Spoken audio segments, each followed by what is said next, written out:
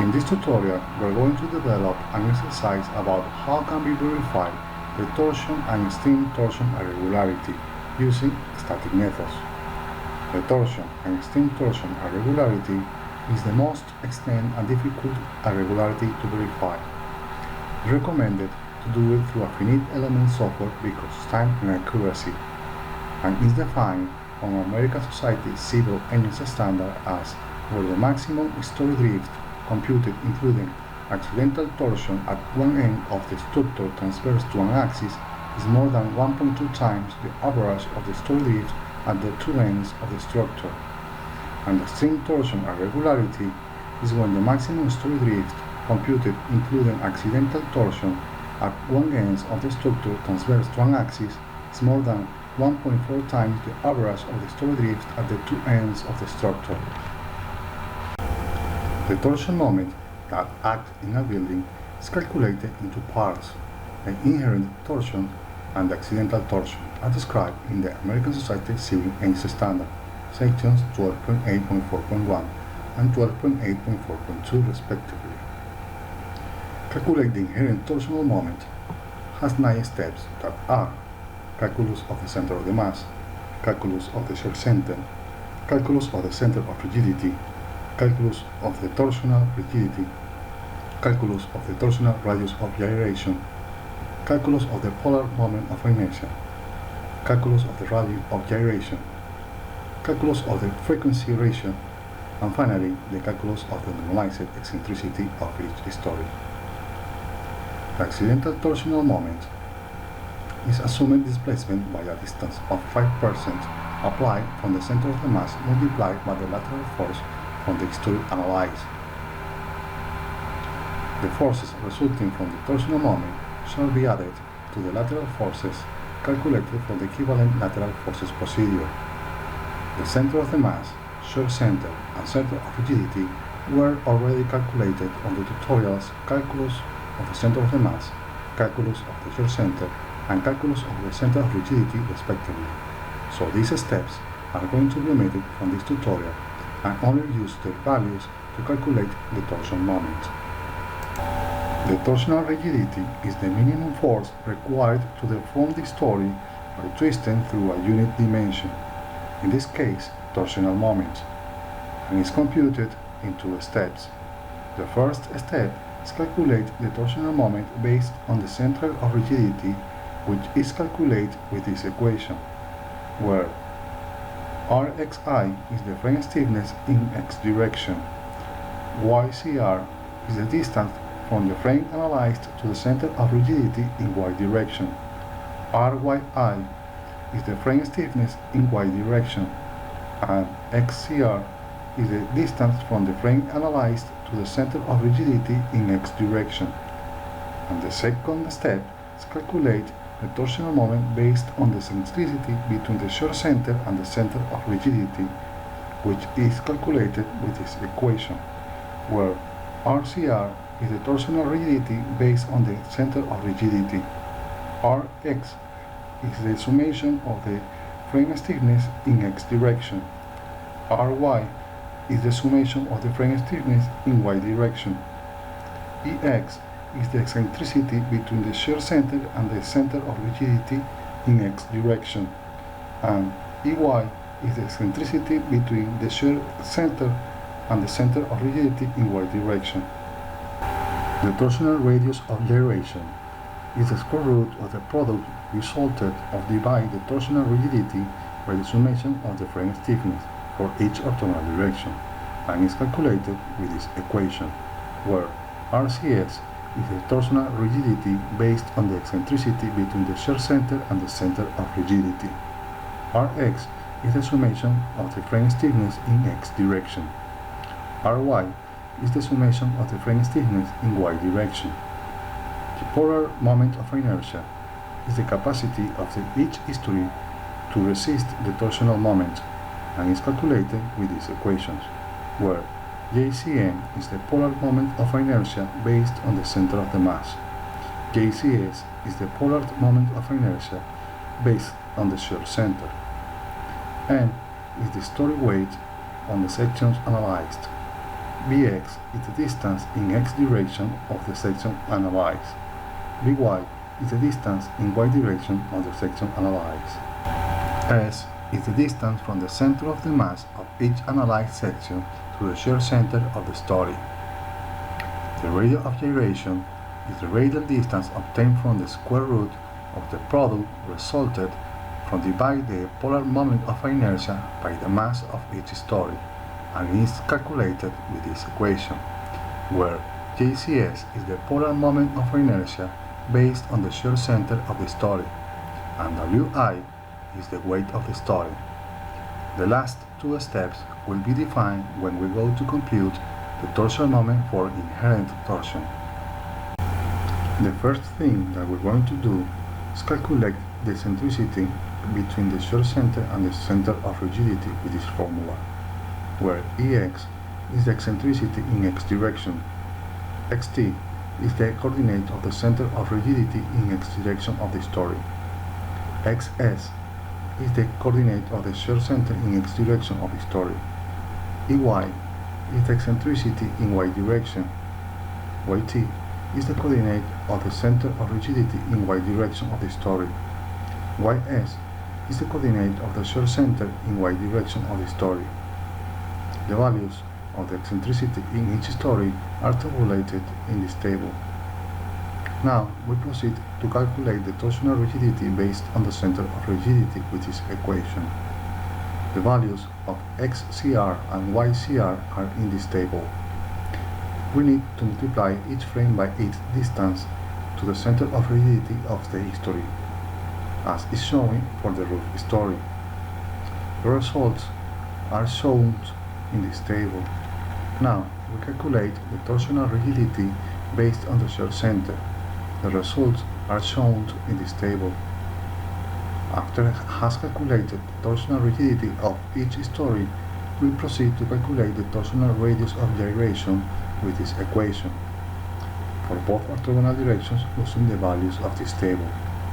For example, the torsional radius of gyration for roof story are in x direction 220.72 inches and in y direction 188.14 inches. The results for each story are tabulated in this frame. The next step is calculate the polar moments of inertia with these equations. To do this, we're going to review how many areas has each story based in these two conditions. The first condition is based on the different weights that could have each story, and the second condition is based on how many known areas as square or triangles we can have based on the first condition. And we have, for this example, for roof story, 1 area, and for structural floor 3, 2, and 1 for area. This is because the stair has a different weight. Now we calculate the center of the mass of each area, which are tabulated in this table, and calculate S. It can be done with the square root of the sum of squares, and is tabulated in this frame, where CS are the coordinates of the shear center of each story. Now we proceed to calculate the mass of each area. In this frame are the weight of each area based on their dimensions. After this, we are ready to calculate the polar moment of inertia based on the center of the mass of each area. For example, the polar moment of inertia based on the center of the mass for roof story is 30,248.43 kilopounds square feet. The results for JCM of each area are tabulated in this frame. The next step is calculate the polar moment of inertia based on the shear center. In the case of the roof story, JCS is equal to JCM. This is due the center of the mass and shear center in the roof story are in the same location, which means S is equal to 0. For example, the polar moment of inertia based on the shear center of the structural floor 3 is 42,309.04 kilopounds square feet. The nomenclature for JCM and JCS were changed because numbers are too big for the illustrated example.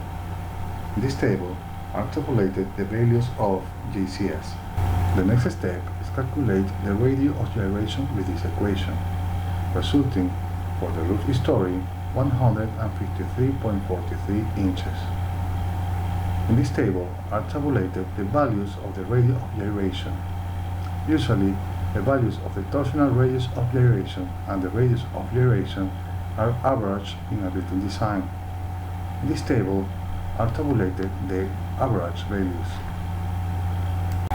Now, we proceed to calculate inherent torsion with these equations, where VI is the lateral force of the story analyzed, lowercase tau is the dynamic torsional amplification factor, lowercase apostrophe tau is the control factor, and EI is the static eccentricity from the shear center to the center of rigidity of the story. The dynamic torsional amplification factor and the control factor are eigenvalues of the inherent torsion. The American Society Civil ASCE standard doesn't define a method to calculate these parameters.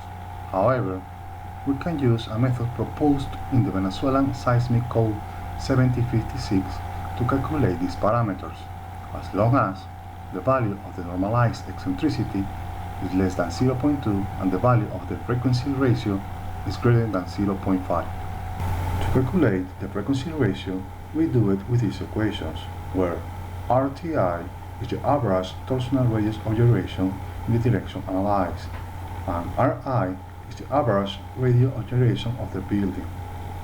And the normalized eccentricity is calculated with these equations, where EI is the static eccentricity from the shear center to the center of rigidity of the story in the direction analyzed. RI is the average radius of gyration of the building. The results are tabulated in this table. The values of the frequency ratio and the normalized eccentricity complies with the limitation of the Venezuela standard. In the case that these values don't comply, we can use these methods, and the values of the frequency ratio and normalized eccentricity shall be computed with dynamic methods. The accidental torsion, as defined in the American Society Civil ASCE standard in sections 12.8.4.2, is calculated with this equation, where VI is the lateral force of the story analyzed, and B is the perpendicular distance to the direction of the applied force. The total torsional moment is the sum of the inherent torsion and the accidental torsion as shown in these equations. Now, we calculate the values of the dynamic torsional amplification factor and the control factor, based on the equation of the Venezuela standard with the values of the frequency ratio and the normalized eccentricity. For seismic in x direction, we use the frequency ratio in x direction and the normalized eccentricity in y direction. The values of the dynamic torsional amplification factor is 1.287 and the control factor is 1.92. The value of the control factor is bound between -1 and 1.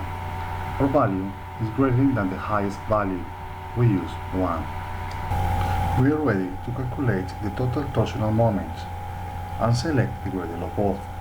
For example, for roof story, the torsion moment based on the dynamic torsional amplification factor is 1,912.26 kPa/inch, and the torsion moment based on the control factor is 263.74 kPa/inch. We will use the torsion moment based on the dynamic torsional amplification factor. In this table are tabulated the torsion moment for each story. The next step is calculate the direct and indirect shear load generated by the torsional moment with this equation, where Vtx is the lateral force in each frame due to the torsional moment, Rxi is the frame stiffness, Yt is the distance from the center of rigidity to the frame analyzed, and JCS is the polar moment of inertia of the story analyzed.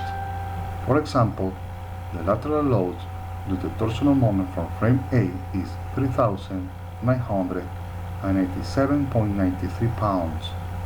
The direct shear loads are those that act in the same direction of the seismic force and are added to the lateral seismic loads if they go in the same direction.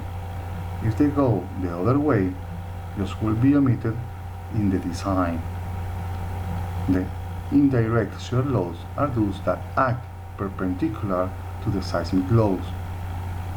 In this table are the direct and indirect lateral loads due to torsional moment for structural floor 3. Also include the lateral seismic load distributed through the frame's relative stiffness and the total lateral design force. The final step is calculate the displacement in each frame of each story. To understand how it can be calculated the displacement, watch the building seismic design tutorial.